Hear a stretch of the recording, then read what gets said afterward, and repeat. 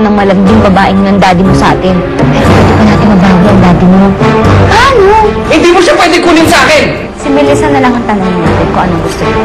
Sure ka ba na okay na itsura ko? Hindi ba ako yung mukhang gading na dali mo?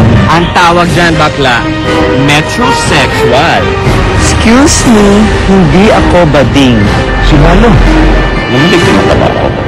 Am I saying things? Yes. Miss S. May bisita po kayo. Sino daw siya? Lalo Lobrigan daw po.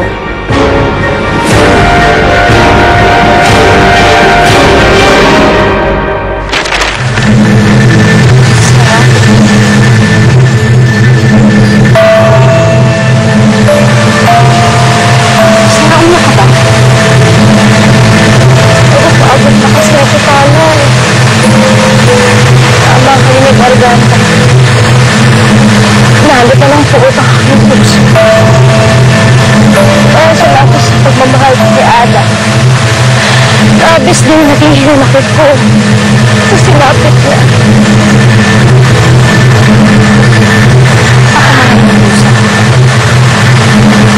Mahal ko si Ada. At ayoko rin ng mga sinapit ko. Pero mali ang maghiganti. Ayoko nang dali ng pot na to. Makatakot na ako.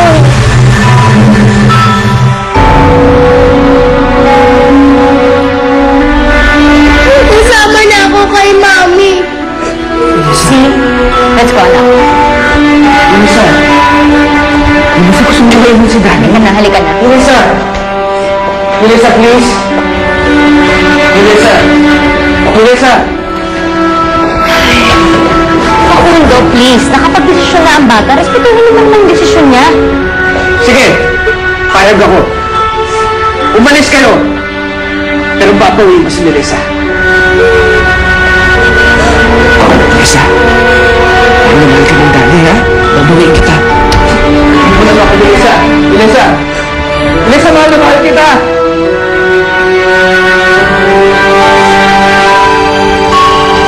Gusto lang po ata ni Melissa na makasama ang mami niya. Kaya napili mo si Ma'am Sabrina. Pakundo, kahit na mali si Sabrina, karapatan niya yun eh.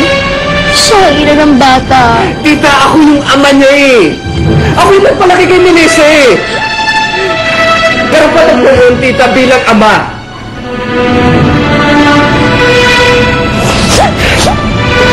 Wala akong bawin si Melissa. Walang gagawin ko pag wala siya sa tabi ko eh.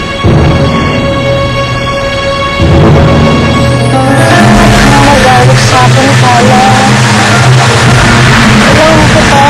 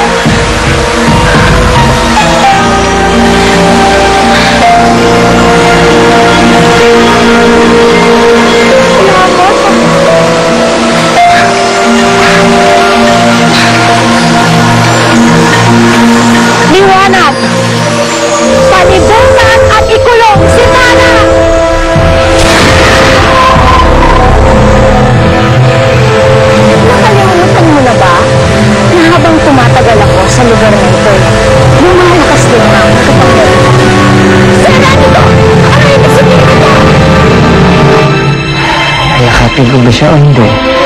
Ano ba? Paano ko sasabihin na buhay pa pala ako? Nilinlang lang kita. Pinaniwala ko pang nagsisisi ako sa kasalanan ko. Alam ko naman na kung papatawag mo ko kapatid at tanging ang puso na pagpatawad ang magiging susi para makalabas ako dito. Hindi ba?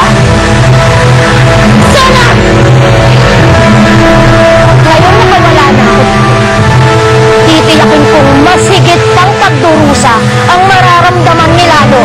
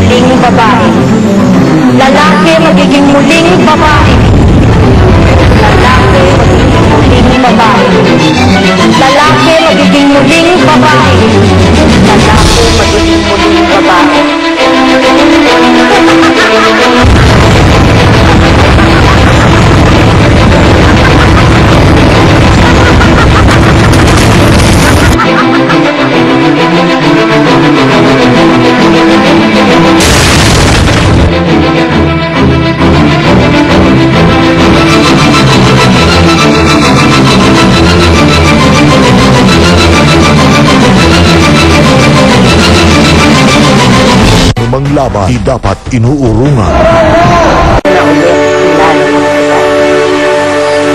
Patuloy ang aking sumpa. Lola, anong kalokohan to? How dare you use my son para lang makausap ako? Hindi. Ma'am Susana, pakinggan niyo po muna ako. Hindi ko kayo niloloko. Ako talaga sila. Walang hiya mo talaga. Dahil sa ginawa mo yun, lalo mo lang pinalala ang kasalanan mo sa akin. Tawarin niyo po ako. Pakinggan niyo po muna ako. Wala ka naman pwedeng sabihin ng mga pagpapabago pa